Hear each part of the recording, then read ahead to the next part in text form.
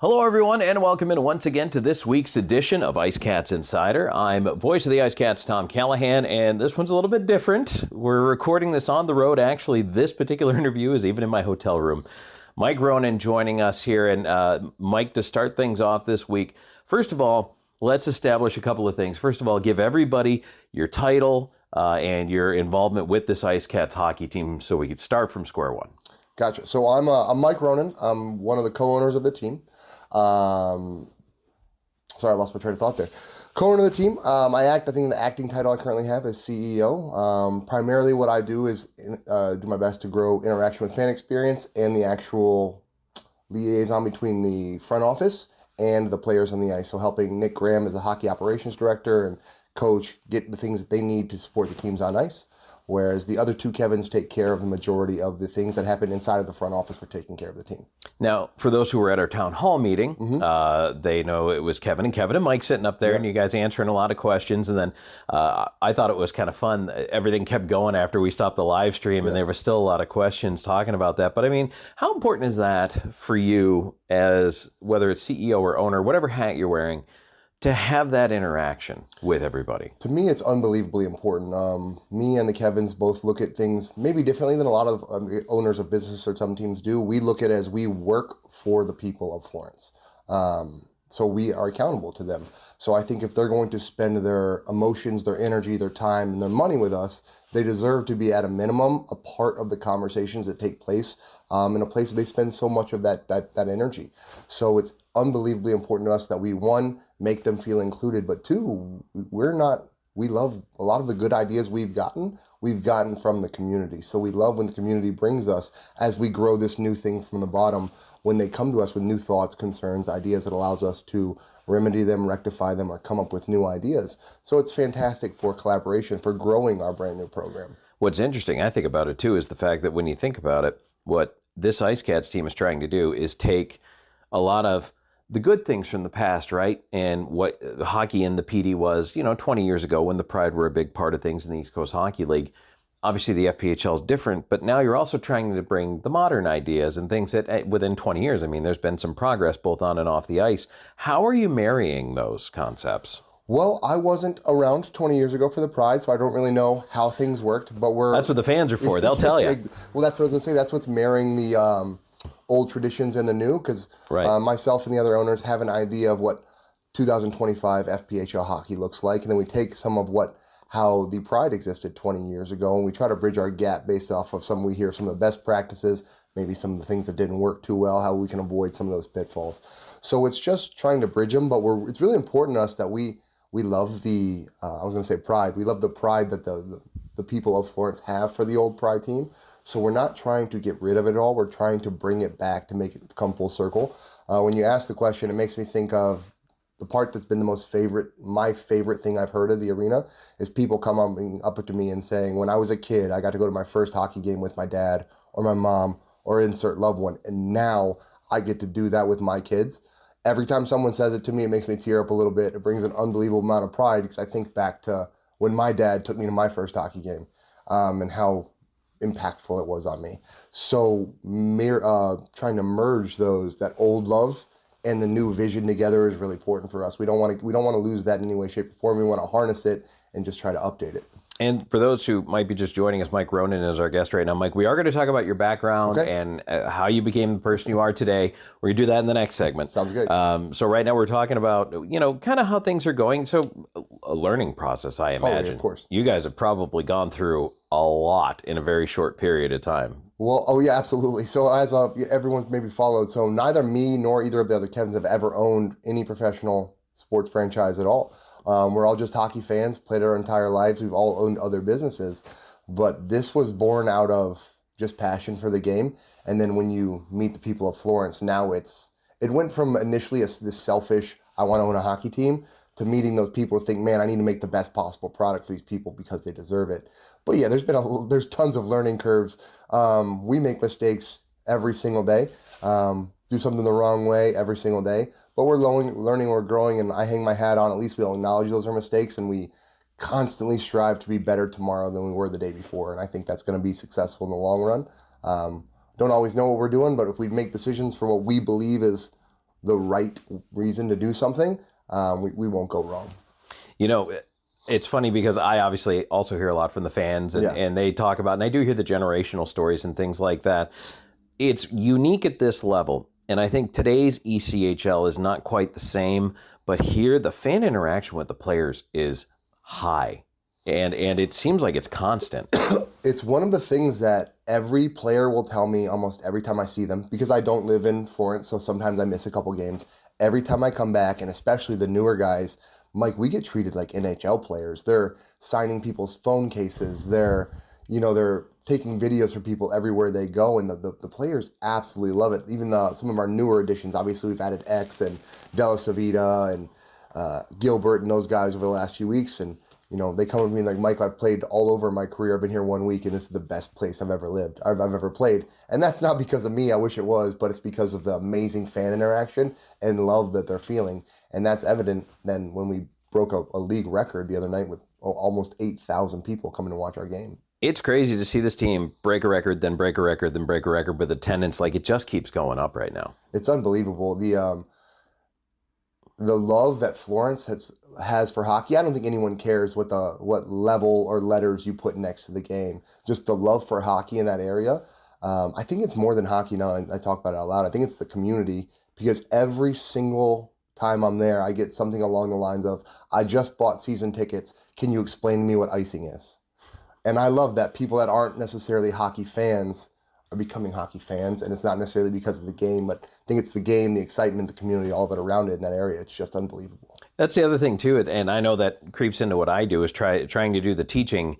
It's interesting because we want to do Hockey 101 for the people who need that, but we also want to do the 201 and the 301 for the people who already know offside and icing, and you try to, really, again, it's about marrying those concepts together and blending it all. Well, I would never be able to do it, but I listen to every game that you call, and you do it masterfully. So it's myself and the community are lucky to have you doing it, because hell, I've been playing this game my whole life, and I sometimes learn just based off the things that you say. So that helps all of us bridge the gap by you being incredible at this. So. Well, and thank you for the compliment. I very much appreciate that. I think a lot of it too is, now that we're getting, and I want to get into the arena upgrades, but we're going to talk about the video scoreboard. There's opportunities here, right? I mean, not only for sponsorship and promotion and all that fun stuff, in-game entertainment, but also now, I think, to teach. Yes. To be able to reach out to fans and say, hey, maybe we have a Hockey 101 before a game, and then we can have examples on the scoreboard and all that. It's a beautiful idea. What is the status of said scoreboard? Where are we at on that? Because I always get that question. So I'm going to give the answer that I was given, because that's my way of deflecting any responsibility. So the temporary scoreboard is installed. Now, people might ask, why are you going to have a temporary scoreboard for 2 or 3 weeks? Take it out and put a real one in, because I'd rather be able to do fan engagement and do those fun things that we want to do, take care of our sponsors who have already paid us. If we can, it's easy to say only 2 or 3 weeks, but that's 2 or 3 weeks. That's 2 or 3 weeks time for us to engage with our fans better. We're going to do the extra money and time to get that temporary scoreboard in, just so we can, and it also gives us the ability to start learning on what we do and don't know with that scoreboard. We've never interacted with one before, the Florence Center. So I like the idea of a temporary one, helping us figure out those stepping stones to getting better. Then we install the real one, and we can go, for lack of better terms, live. It's also got to be pretty fulfilling for you to see the steps being taken inside the building. I know fans, it's kind of funny now when the new brighter lights go on, you can hear everybody go, like it hits them, but they're there now. Oh man, my wife keeps laughing at me. So for those who've seen it, I portray like a big Marine tough guy, but pretty much every single week I end up crying my eyes out at the arena, whether it be during the national anthem, whether it be during the light show, whether it be whenever we have the kids come out with the orchestra, adding lights, now that I hear Jumbotrons going in.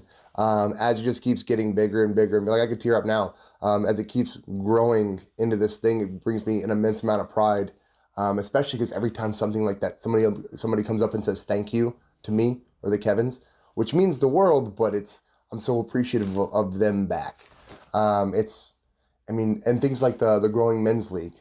I go to the men's league, and I'll play with those guys, and they'll come and tell me thank you for bringing hockey back so they get to play hockey. So us as a group through IceCats hockey, we're providing a whole community with hockey. We're giving people the ability that are maybe later in their life to learn to start skating, and then hopefully next season or sooner, as soon as we possibly can, we can start bringing kids in so we can grow the sport we all love from both sides.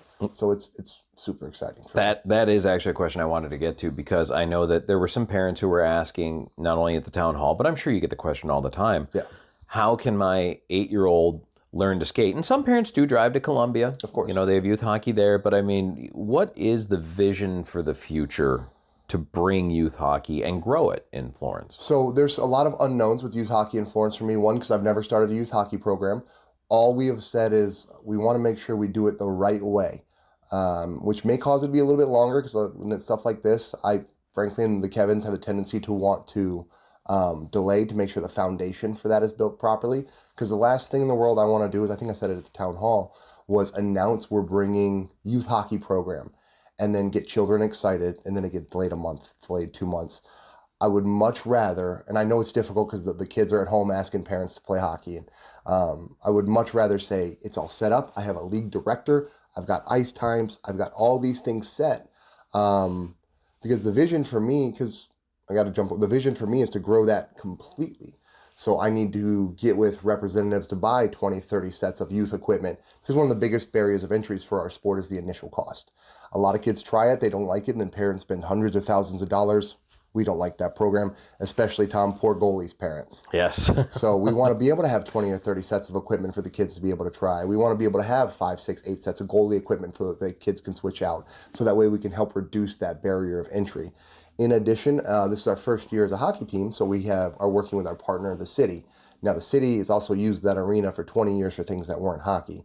So they have monster truck rallies and concerts and these things already set for the year.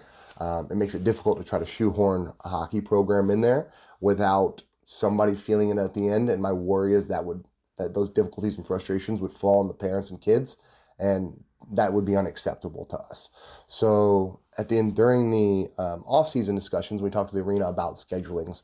The first barrier is, what times can we give the parents, kids, to be able to get on the ice? Because if the arena says, well, we can only do 11 p.m. Monday, Thursday, Friday, that doesn't work for anyone.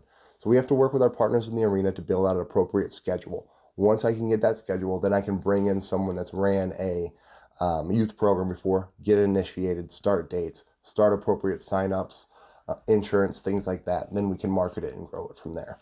But it all starts in the off season, figuring out the schedule with the rink, because whenever you have the youth program, you have to hire youth referees. We have to have the Zamboni driver more often.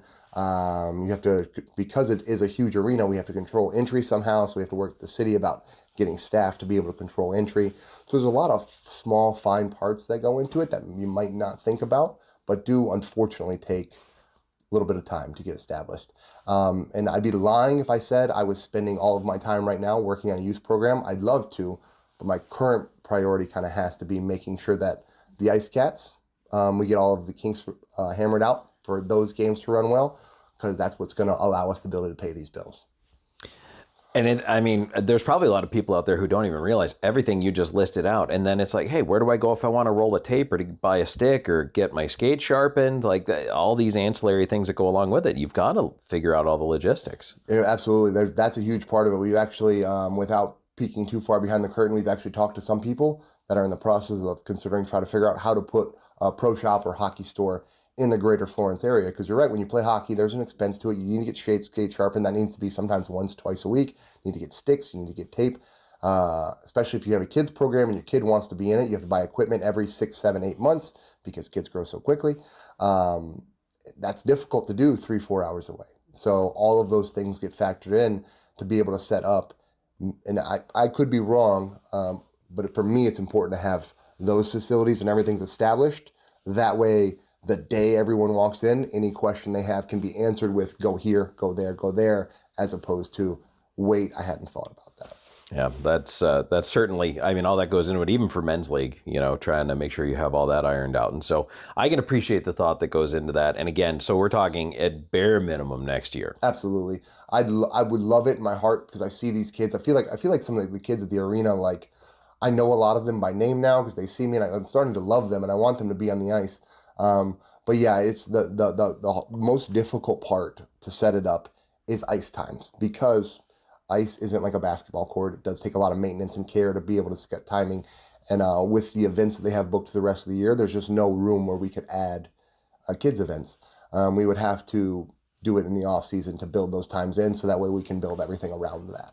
I imagine, though, too, as you go through this first season, you have all these questions, all these hurdles that are coming at you. I mean, already I can see your brain, your wheels are turning for next year and the year beyond that and the year beyond that. I mean, there's a lot of things that you're getting through or anticipating now that will probably make the process a little smoother next year, right? Of course. This year, I mean, there was hockey here 20 years ago, but those hockey facilities had all left. So everything from getting glass, boards, the holes drilled so that the boards can match the floor, because the specs have changed over 20 years. Ice doesn't make itself, so the old chiller that used to go in, we had to buy a completely brand new one, which if anyone's curious, feel free to go ahead and Google how much those things cost. Couple of bucks. Yeah, Zambonis, all the training for everyone to go into training, getting the facilities done.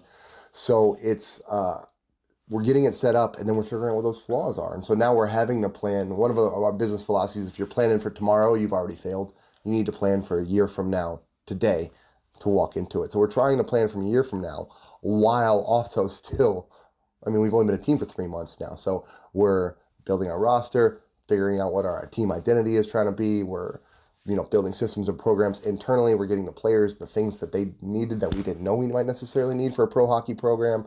There's a lot of work. It's a blast. There's no point in me saying it's too much, because it's a lot of fun. But it is just tried a lot to do, and sometimes I have to remember we've only existed for 3 months, and that helps me feel a little bit better, because sometimes I want things now. I want them done now. We have to cut ourselves a little bit of slack, and remember we've only been here for 3 months. So absolutely. So Mike Ronan is our guest. We're going to take a quick break here on IceCats Insider. When we come back, we'll continue our chat. Mike, I'm going to ask you, hindsight's 2020, but before you got here, why Florence? We're going to get into that. We're going to get into your story, and we'll talk about all that next. Stay tuned. More IceCats Insider coming your way. You're watching the IceCats Broadcast Network. This portion of today's broadcast is brought to you by Stanley Steamer. Stanley Steamer of Florence provides professional deep cleaning services and comprehensive care for a cleaner, healthier home. Butler's Men's Shop, your one-stop shop for men. Everything from tuxedos and suits to sportswear. We have it all. Integrative Health Solutions, your partners in health. Welcome back on IceCats Insider. Tom Callahan here, along with Mike Ronan, as we continue our conversation. And Mike, I told you before the break I was going to ask you to give it some thought here, but I know that you have answers now that are probably a little different. But before this team actually took to the ice, why Florence? So I have to give a little bit of third-hand account on this, because as a member of the ownership group, myself and Kevin Boggs came in a little bit later, after Florence had already been picked and the Pee Dee IceCats had been established. Okay. Myself and him bought into ownership after that, but I figured out why. Because I asked the same thing: why Florence? Why a pro hockey team in Florence, South Carolina? And they said that there was a few things that were really important when they were looking for a team. They went all around the country. They wanted an arena that already existed with a city that was willing to have hockey. That's obviously very important. Because unfortunately in our league, there's a lot of cities that don't work great with their teams, and they don't give them very friendly deals, and it makes it hard for them to exist. But I believe there was a Facebook group, and you have to forgive me if I say the wrong name, but I believe it was something along the lines of bring hockey back to Florence. I think it had 1,800 members in it. And I remember Kevin Cuppia, who's a big part of he was a big factor in picking here. He said that the arena was terrific, the demographics were good, but that Facebook group, of all the Facebook's group of former teams, had the most support and the most active support. So the fans are the reason the team got brought back here. So we've looked at it, I look at the same way a lot of the businesses I've owned. It's often ideal, rather than starting a new one, is to buy a new one that may have, for lack of better terms, already been a little bit damaged, because you have a fan base there that you don't need to reestablish the new relationship with. You just have to win them back, which is sometimes a lot easier and more cost effective in a business aspect. And so having a Facebook group with 1,800 people for 20 years saying bring hockey back to Florence, they knew that they had a fan base here that was already in love with this game and would allow our first season to be successful, which that's evident. And halfway through the season, we just broke a long-standing league record. So Florence had that love for hockey and kind of beckoned out into the world to bring it back. And after 20 years, the world listened. Geographically, the team also makes sense where it is. When you think about it, you've got some nice travel partners, right? I mean, Winston-Salem's not that far. Blue Ridge actually isn't that far. A couple of teams in Georgia. Yeah. I know the league is always looking at other areas, other parts of the country, but as far as you seeing the growth of the game, and I'll call it the Southeast. Yes. When you look at the Southeast, do you anticipate more for this league, or is it good where it's at? How do you feel about that? I think if we as a league can continue, so here's the reality, is the FPHL over the years has not had the world's most friendly name attached to it. But I think now, currently as it stands in 2025, I think a lot of the owners are trying to bring a better quality of hockey to this league than what has existed before. So I think if we as a league continue to raise our professionalism standards, we continue to raise the product that we put on the ice, we show a lot of care to that community, it then makes the community look better and people want to be a part of it. So that's a long way of saying, yes, I see that growth, but only if we continue to provide a professional product. And then, yes, I love the expansion. I know that we obviously have an expansion team coming through Minnesota. I kind of look at it as two ends. There's Minnesota on one end and you have the South on the other end. Personally, I don't love the idea of starting on the ends with the growth of the league. I think it would be much more beneficial if we were to start more towards the middle in the Southeast. So we have some teams through, even another team in the other part of South Carolina, through Tennessee, into your Dakotas. I think if we were to bridge to the middle, it would give much more conducive travel partners so people can make their first seasons more cost effective. And then if that were to happen, the league could slowly expand outward. To me, that makes a little better sense than bookending and trying to fill in. I think doing the bookend method, we're kind of hoping things work out. And I don't usually like hope as a business strategy. But I would love to see some more teams brought into the league. Like I said, through the middle of the country to kind of help bridge that gap for us to lead north. Because right now it is a Southeast league primarily, as we sit here in New York. But I think bridging that gap in between in the middle would be the best way to start if I had a magic wand. It's funny because I always look at Kentucky, Tennessee, like that area of the country. Boy, it'd be nice to put a couple of teams in there. I think it would be fantastic. And I know it's easy from the outside to look and think, man, why would you put hockey in Kentucky? Because there's no hockey in Kentucky. That's the beautiful part about the FPHL and Florence as well, is you want to be any league that's not the NHL. You don't want to have a team that's too close to an NHL team because then it makes the team that difficult. Now fans are having difficulty finding loyalty in its direct fan base. But somewhere like Kentucky, through some parts of Tennessee, these places where people have maybe migrated from other areas or have never seen hockey. Because anyone knows you go to a pro hockey game for your first time, you are now a hockey fan once you step into the building. So some of these areas that haven't had it really can thrive from it. I mean, obviously you were in Nashville for a long time. Look how well that city's responded around that team. Once they in Nashville, a city that was never a hockey city, now it's one of the better hockey cities in the country. You look at Florida in the NHL, just dominating the league right now in a place that for a long time didn't have hockey. So I think non-traditional hockey markets, I think, are fantastic ones to help grow the game because it brings in new fans in areas that currently don't have it. Be interesting to see what's down the road for the league here in the next several seasons. So yeah, absolutely. But for the time being, I mean, it looks good here in the Southeast. It feels pretty stable. And the other cool thing that's coming out of it is now in this first year, we're seeing the rivalries grow, right? Yes. I think a lot of people thought it was going to be Winston-Salem, but it kind of feels like Athens. Well, there's a byproduct of when you play a team pretty much nonstop for 2 months, unfortunately, bad blood's going to happen. Right. And it doesn't help that some of the games, I mean, for full honesty, from owner's standpoint, did get a little bit out of hand.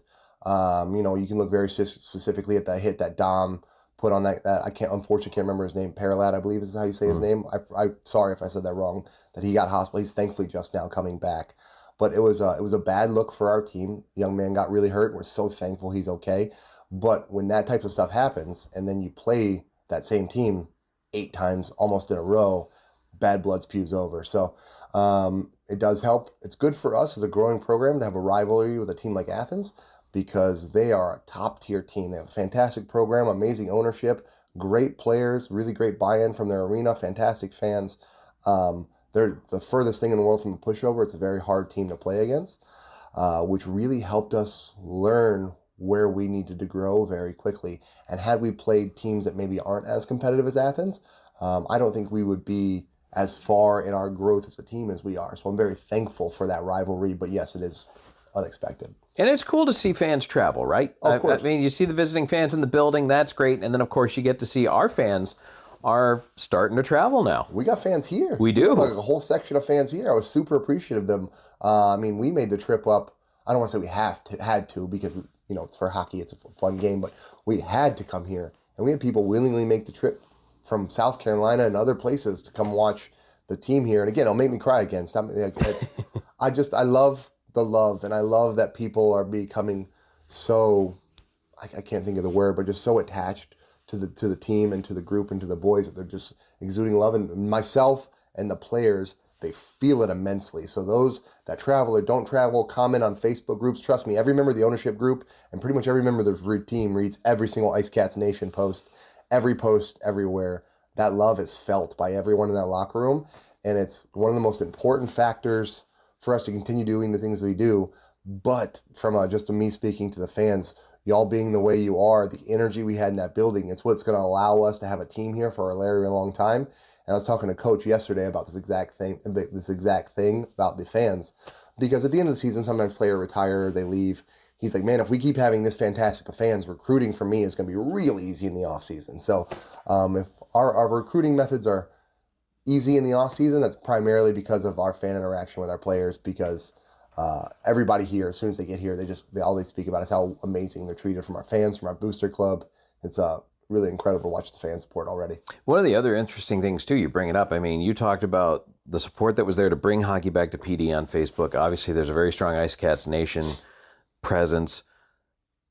Everything is online now. So it's good and it's bad, right? But I mean, if there's things going wrong or there's problems or issues or whatever, you're going to see it probably faster than you would in the past, whereas you'll still see people who are complimentary a little bit faster than you would in the past. So what has been your experience with that as far as, because people go online right away now, right? Right? I mean, how are you dealing with that and working with that as an ownership group? Well, I'm a bit emotional. So I've had to learn I inherently want to please everyone. Right. I have to remember that you can't please everyone.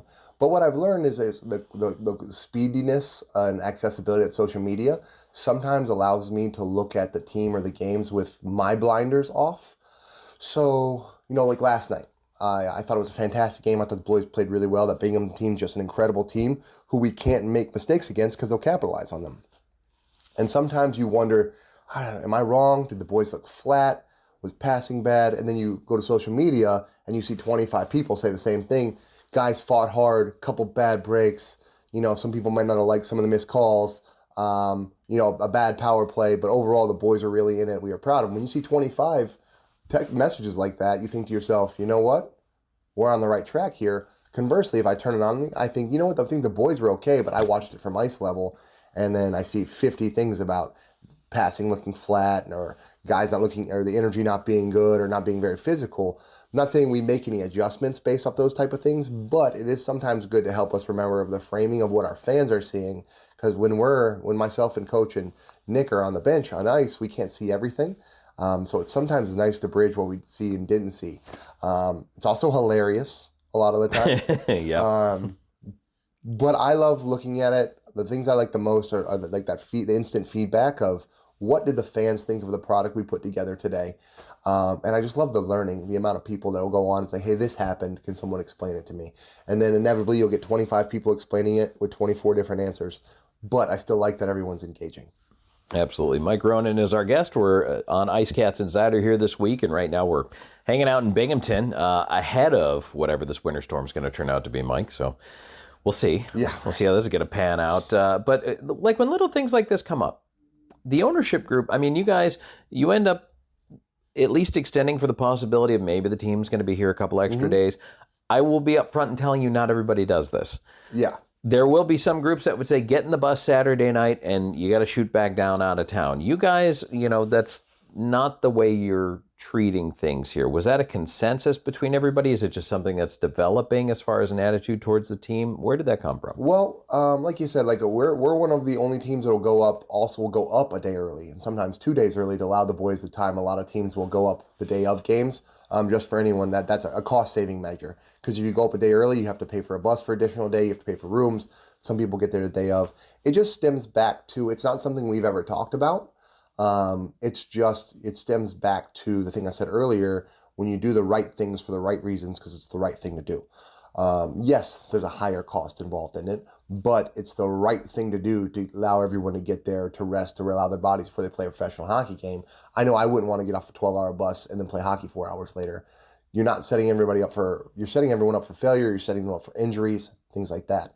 And it's the exact same thing. It's very easy to say, as soon as that game's over, you rush and you get the hell out of New York to try to get home. But all I'm then doing is jeopardizing the safety of that bus driver, people on the roads, and all those boys in the bus. And we're not okay with doing that. I'll spend the extra money for them to hang out for 2 days just to make sure everybody gets home safely, because it's the right thing to do. So I love the ownership group of me and the Kevins, because none of us ever have to disagree about doing the right thing. The right thing just happens. And that's normally bridged because we have such an experienced group in our locker room between Coach Graham and Nick Graham.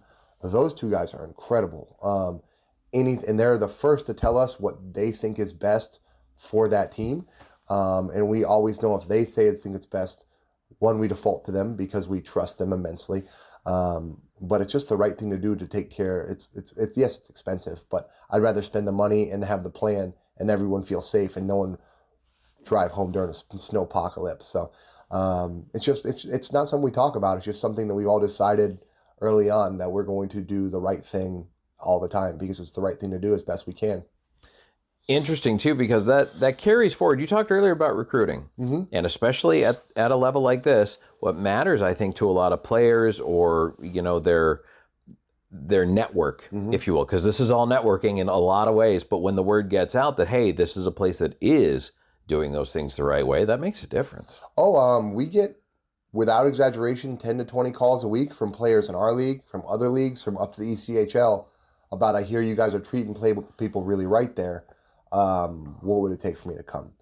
So, and this is not me disparaging the ECHL in any way, shape, or form. Those guys do things fantastic, but obviously there was a day-long strike for the players. One of the aspects of that was things like equipment, making sure players can get their equipment. Well, here we make sure, like, when you come here, you don't get used, broken, beaten equipment. You get brand new helmets, you get new gloves, you get the sticks you need. Some teams might trade a guy and take his sticks and skates because they bought them for him. We don't think that's necessarily right. So, and the other thing is, so it's things like travel. What do you mean you get to go up a day early? That means a lot. You get to have new helmets. You get to have new gloves and sticks. And another big one is we have a fantastic housing partner in Florence that takes amazing care of the guys in their complex. And so when the guys show people around the league their current living situation, it makes it really easy for guys who want to come here. When I ask the players what do they need to make their living situation better, like what's the worst part about where they're living? And the worst thing anyone can come up with is, well, there's currently no furniture at the pool. Yeah, well, it's October. Of course there's no furniture at the pool. But if that's your biggest complaint with your living condition, that means that the team did a good job and our partners taking care of us did a good job. And so it means a lot to the players that they're just treated like human beings and given the things that they need to be given to play the game at a high level, and not just kind of abused and used as a low-level commodity, which unfortunately happens at all levels, but especially at this one. All right, we're going to take one more break. Mike Ronan is our guest. When we come back, we're going to get into Mike's story as to his journey into hockey and all of that, what brought him here to Florence today. So stay tuned. More IceCats Insider coming your way. You're watching the IceCats Broadcast Network.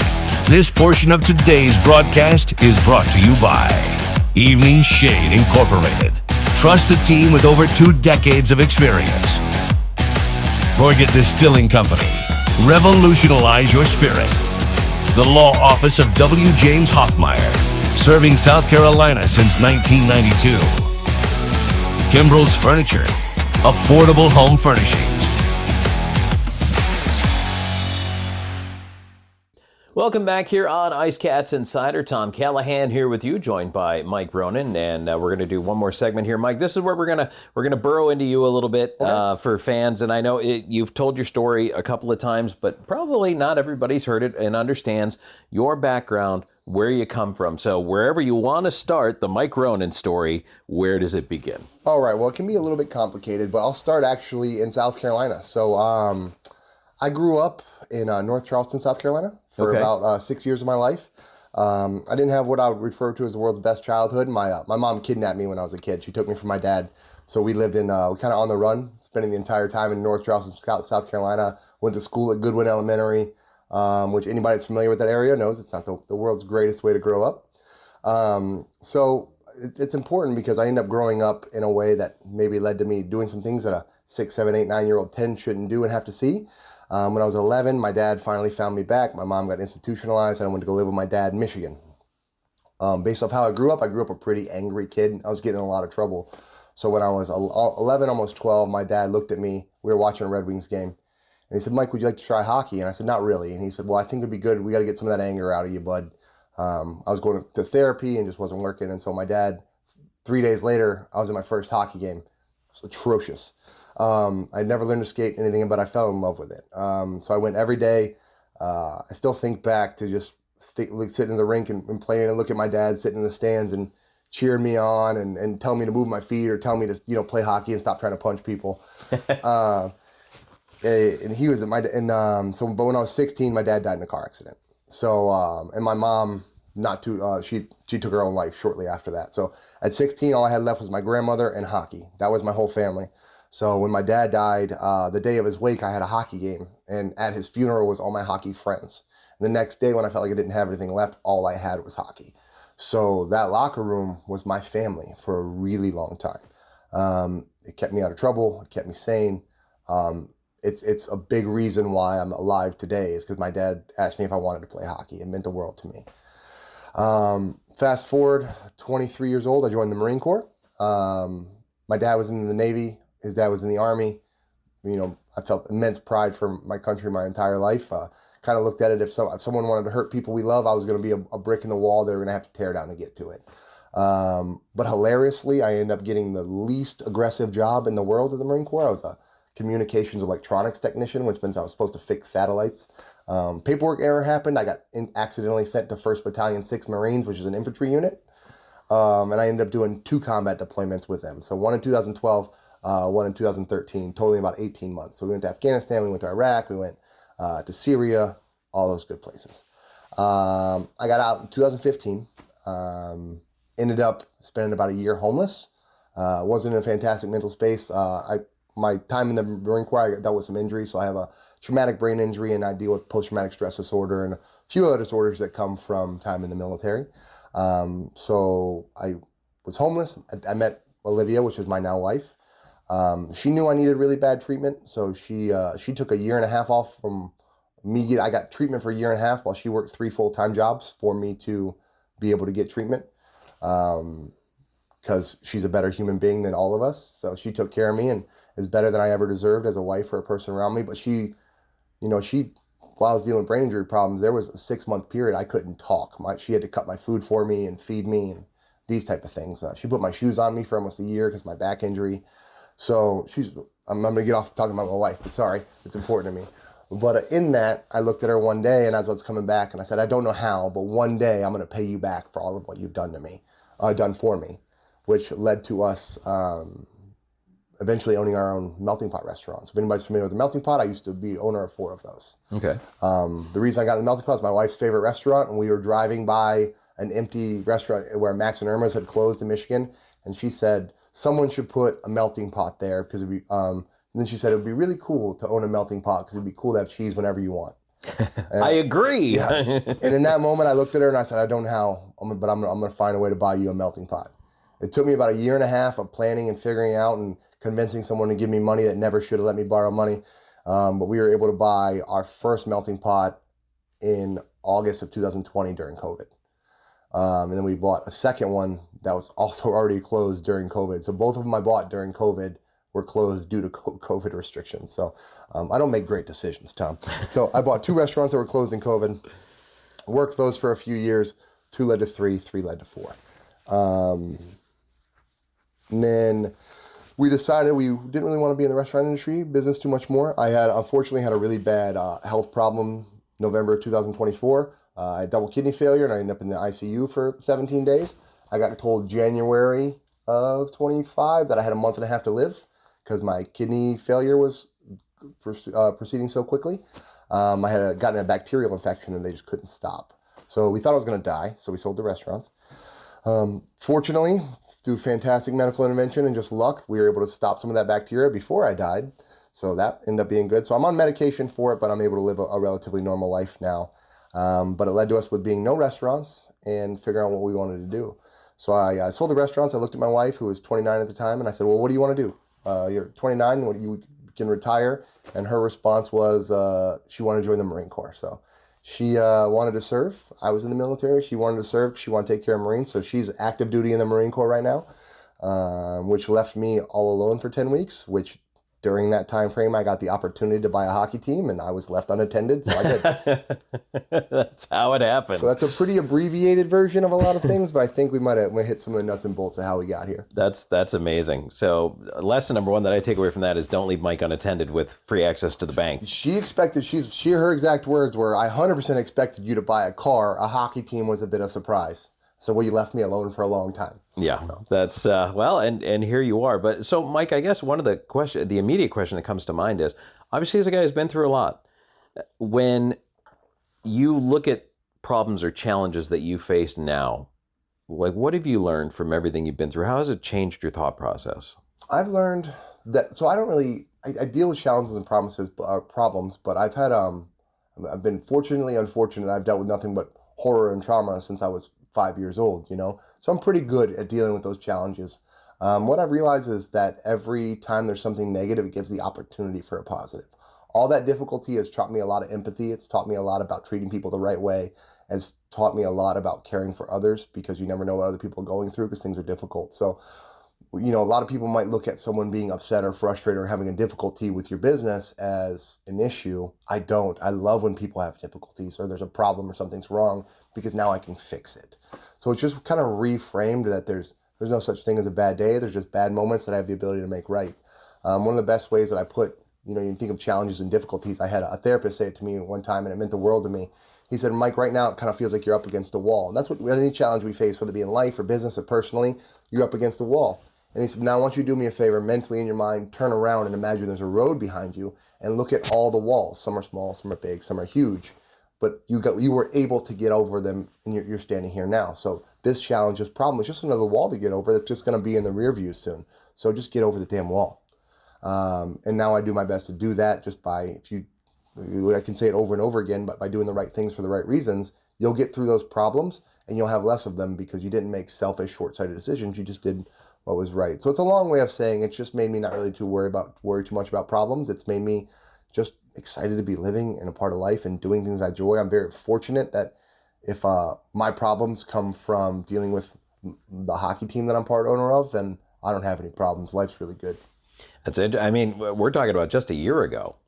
You didn't think you were going to be here now. No, my wife was preparing. We got told while I was in the hospital, the doctor's exact words were, had you gone to sleep tonight, you wouldn't have woken up tomorrow.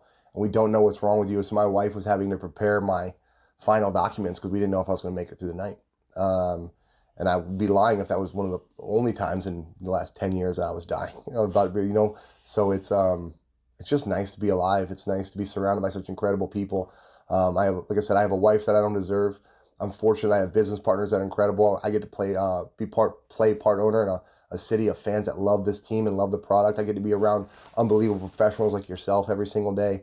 I'm overwhelmed and blessed with the people that are in my life, and it's easy to look back at my life with negatives or difficulties or issues, but I'm so thankful and I'm so fortunate that I couldn't be in a better position than I am right now. I feel like this is a question I want to ask too, is, if somebody would say to you, even without telling you maybe what they're going through, but if they're facing struggle, if they're going through some things, like what are some things you would tell them that you can take from your own life? One thing that helped me a lot is sometimes when I was struggling and feeling difficulty, I would say, why me? Or I'd get really difficult to myself, but it was kind of nice to remember. One thing I told myself a lot is that I wasn't alone, that other people are struggling, which then I would tell myself I'm not special, right? So what I'd say is, in the best way possible, you're not special. You're not the only one dealing with these things. Other people are. And you can find solace in that group. All you have to do is find it. If you can get outside of looking into the negatives of yourself and the whys, you realize you're not alone. And then I still struggle pretty badly with a lot of things that I have difficulty with. And you'll probably see, if you ever see me around the arena and you see me in a better mood, and you see me being overly nice to people, or giving things away, or giving people hugs, because I tell the players I love them, I hug everybody. it's probably because I'm having a really bad day. And what I found is whenever I'm struggling really bad, if I go out of my way to make someone else smile, inevitably it makes me feel better. So those days you're struggling the most, find someone near you and try to make them smile. I promise you'll feel better. I love that. I love that. Okay, let's go back to fun stuff. Yep. But thank you for sharing your story with us. And I think it's important, especially, as people are kind of literally, they're investing their time, their money. They want to be a part of this team as well. So let's talk about you being on the bench. Yeah. What's that like for you? It's fun for me because it's one of the first times I actually get to watch the hockey game. So if anybody that's been in Florence that's met me, they know I don't stand in one spot very well. I very rarely have ever been up into our box, but I would love walking around and talking to the fans and interacting with people. So being on the bench has been fantastic because I actually get to watch the game. But also my competitive nature gets into me a little bit, and I start getting, the boys laugh at me because I start getting a little bit intense. So my competitiveness comes out, my desire to play hockey comes out, my intensity comes out a little bit more. So I get a little more fired up. I could almost picture Gary saying, "Hey, why don't you yell this at the ref, but make sure it's you and not me." The other one is Gary a few times been like, "Hey, Mike, do me a favor, go ahead and shut up." No problem, Coach. Right. Yep. Sorry about that. Yeah, that's fair. Fair point. It's fair. It's fair. So yeah, that's. But I mean, that's part of the perks, right? I mean, it's fun. The boys, I call them boys, but a lot of them, they're grown men. But I feel like a lot of them told me they've never talked to some of the owners of other teams that they've been a part of. Let alone have one come down, hang out with the bench with them. Every player on the team has my phone number if anybody ever has an issue. Like I go up and I know most of their girlfriends, their wives. I interact with them. Like I said, I tell them all I love them. So it's nice being able to spend time with them, and they at least pretend to enjoy my company down there. So I'll take it for what it is. It's good for me. It's fun. I know a lot of former veterans, like guys who are not in the service anymore, or maybe were even part of something else, kind of miss that relationship, right? With the teammates, a locker room, all of that. And that's why I think a lot of them get drawn to hockey. Immensely. That's why the warrior programs exist, and that's why they're so important. When you'll hear, especially the Marines, you'll hear a lot of people say, I don't miss the Marine Corps, but I miss Marines. Being around Marines and being around people in the service, it's having your own extended family. Like I said, the only family member I had going to the Marine, I had my grandmother, who I still talk to most of the time, or all the time. She was the only family I had. So getting in there, I had this new surrogate family of brothers I never got to have. And when you leave, you miss that immensely. So hockey does draw you into it because those warrior tournaments, like I do a lot of the warrior tournaments with disabled veteran groups, I very rarely remember the hockey, but I always remember the locker room. Because we sit around, we talk, we have a good time, we hang in the locker room for 3, 4, 5 hours, and it's much more of a friends trip than a hockey game. And it's for that exact reason, that closeness, that bond, that brotherhood, the we'll call it gentle ribbing, but being able to be vulnerable and have fun with people that are like-minded and be able to shut the rest of the world out. And I know, obviously, the Columbia team that you mentioned, that's the closest project. Do you think in the future, maybe there's one here in Florence? I'd love one. I've already met, in going to the men's leagues and the drop in there's already been a tremendous amount of veterans that play hockey. So I would love to see one put together. So anybody that's a veteran out there that want to put together a league, you can get with myself or Kevin Boggs. So Kevin Boggs is from Louisiana. He has a Louisiana Warriors team. So he runs a disabled veteran group, super high level, takes care of the guys really, really well. But either of us are happy to help anyone that has the time and initiative and desire to want to start a Florence, South Carolina chapter of a Warriors team. We would love to give any assistance we possibly can with that. And then just give me your elevator pitch. If someone happens to be tuning into this program, they've never been to a hockey game, or they were an old Pride fan and maybe they haven't quite made it back yet, why should they come to Florence Center and see the IceCats? Because of the people that will be sitting around you. The Florence community is some of the most incredible people I've met. And if you would like to go and insert the dollar amount, I guarantee you've spent more money having less fun. If you've never been to a professional hockey game, you don't need to understand the rules. The rules are confusing. The experience is not like anything you will ever experience with the people in community in a loud setting, learning a new game. I promise you, if you just go one time, you'll be hooked for the rest of your life. Whether you're an old fan, a new fan, someone's never been before, there is nothing like a professional hockey game. There's nothing in the world like it. I love that. That's a great way to end this conversation. Mike, thank you so much for joining us. Thanks for having me, Tom. This was a fantastic time. Thanks, everyone, for listening. It means the world to me. You're watching the IceCats Broadcast Network. This portion of today's broadcast is brought to you by McLeod Health and Fitness Center, the wellness leader. Austin and Associates. The right agent can lead the way. Hertz Car Rentals. Smart deals for any destination. Sports Clips Haircuts. The pros in men's and boys' hair. All right, welcome back on IceCats Insider. Tom Callahan and IceCats head coach Gary Graham.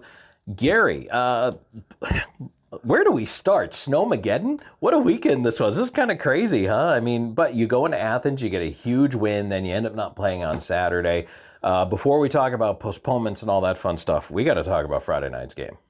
Yeah, I think the snow's been following us around. It's been kind of bizarre lately. Obviously, some weird weather we've been facing, but it's given us some time to bond on the road. I think that's always important during the season. Been on the road a lot, had a couple nights out with the guys. They're getting closer, as a group, which is always good this time of the year. And, it's also a good time of the year to get some extra rest, too. And I think that's actually helped us out. We've, sometimes there in December, we're practicing 4 days a week. We play 2 games. They only have Sunday off, and then you're back at the grind on Monday. And, sometimes just that extra rest, can kind of help a team. I think it has helped us out. So back to your original question, Friday night, it was great to finally get a win in that barn. And I think, obviously our new addition on the physical side of things, Divine has done a great job, just setting the tone right away there. The fight against Powell, it's been such a physical series against them. There's been a lot of uncalled, chippy stuff that they've gotten away with. And just having a guy that's kind of been able to help us out with that is instead of just having Pops have to do it or something like that, I think really set the tone for us on that game early on. It was a 0-0 game. And I thought once he, especially when he won that fight, that's a game changer, right? It's just made us just really kind of understand, like, hey, listen, he's really going to be here. He's going to help us out with this. And, we were opportunistic with our scoring chances. We got some timely saves. Of their 47 shots on goal they had, as I'm watching the video as we talk, 29 of them were on the power play. And a lot of them were from the perimeter, and that's what we kind of talked about, was trying to keep them to the outside, let Parker see the first one, make sure we clear out the rebounds. And I think that's the main thing that we did a good job of, is that we won those battles in the slot, which in the previous games, we were losing those battles in the slot against Athens. A lot of their goals came from right in that slot area, as you know, and we just had to do a better job of it. Boy, what a revelation Parker Rutherford's been too, huh? Oh, yeah. Yeah, he's made some big saves when we needed it. And I think that's the main thing is, the way our system's set up is, we want our goalies to be out and aggressive on the first shot. And then, we want to put the emphasis on our D and our forwards to collapse and make sure that any second chances that we're in charge of. And I think that's the main thing for me, is that Parker's done a good job of making himself big, competing for those second chances. And we've done a good job, especially as a forward group, getting down there, collapsing, making sure we're tying up things, and then again, keeping them to the outside. So that's the first time Athens has lost at home all season. You shut out Binghamton, the first time they've ever been shut out at home in their franchise history. I mean, this team's setting some firsts right now. As a coach, how does that make you feel about bringing things together right now in this second half? It's those things are great. I think it's great for the team. The records or whatever those kind of first things are. But really, what I care about is just they have an understanding that defense wins hockey games. That's what I've been trying to get these guys to understand. Playing structural team defense. That's the easiest thing to do. It's just a matter of will. You just have to will yourself to do it, to have those good habits, to be stopping on pucks, to be good stick on puck, to win your battles, to have your head on a swivel, to not be lazy coming back into your defensive end, to be blocking shots and selling out when we need you to. Those things, you either want to do them or you don't want to do them. And too often this year, other teams were doing it more than us. And, we've lost a lot of 1-goal games, overtime games, kind of coin flip games where, those little extra things that we're willing to do, they mean results. And that's what's good for our team to finally start seeing. When you got your top guys like Patty and Dom and Houston blocking shots, you got a chance to win any game. I don't care what it is, because again, when you've got buy-in from your top offensive guys to do those gritty things, it's just, I can't tell you what it does for the culture of the team. Well, and then to see it pay off in a win against two big opponents, like obviously now, okay, hey guys, I'm not just up here running my mouth. This stuff works if you do it. Oh, 100%. And again, we have guys, Bedsy had some big shot blocks. So many guys did so many of the little things right. I'd still like to see us block some more shots just in 5-on-5. Again, in our system, a lot of the shots that we've been giving up are, just kind of point shots that are getting through. And, a lot of times those are pretty harmless. But again, if we can get some more shot blocks, well, we can maybe turn those things into offense going the other way. And again, we just took too many penalties again. I didn't like some of the penalties that were called on us on Friday night. But you might know because you're a stat guy. How many power plays did they have? 9. Yeah. So, again, you take away those power plays, all of a sudden it's probably like the previous games where we actually outshoot them probably. Yeah, and it's exhausting. Killing 9 power plays is exhausting. Yep. And again, kudos to they had the power play goal, but again, special teams are always going to be a big part of having success when you play Athens, and guys did a great job. So, Gary, I wanted to talk about, I know fans have probably seen by now on our social media, you're listening to this obviously on a Monday night, but both Carl and Sales have a chance to play some SPHL hockey. They've been loaned out. Talk a little bit about what that means for the organization, for players. How common is it? Because this is a first-year franchise here. Maybe fans don't know. Yeah, well, there's one thing about Nick and I is, we have a lot of really good relationships with coaches in the SPHL and the ECHL. And, there's times when we actually are at a good point right now where we only have one game this weekend. We don't have a lot of practice ice during the week right now. And then we also have 13 forwards right now, and you only play 10. And so we have a luxury right now of having some extra forwards around as what we call healthy scratches. And it makes it competitive around here because guys are working harder to get my attention in practice, which is awesome. You want that environment. But we had a good friend in Macon, the coach there, that they lost 2 forwards in their game on Sunday. And actually Nathan Carl, the whole reason Nathan Carl's here is he was in Macon. And Macon actually helped refer him over to us, when he was released from there. So there's a good working relationship there. We have the rights to a player named Drew Welsh that we traded for in the Lakoff trade. It's actually developing in Macon as we speak. At the beginning of the year, it was in Danbury. He unfortunately got hurt on Sunday. And so, when he calls us, if we're in a position to help out, it's actually good to help out, build that relationship, help out.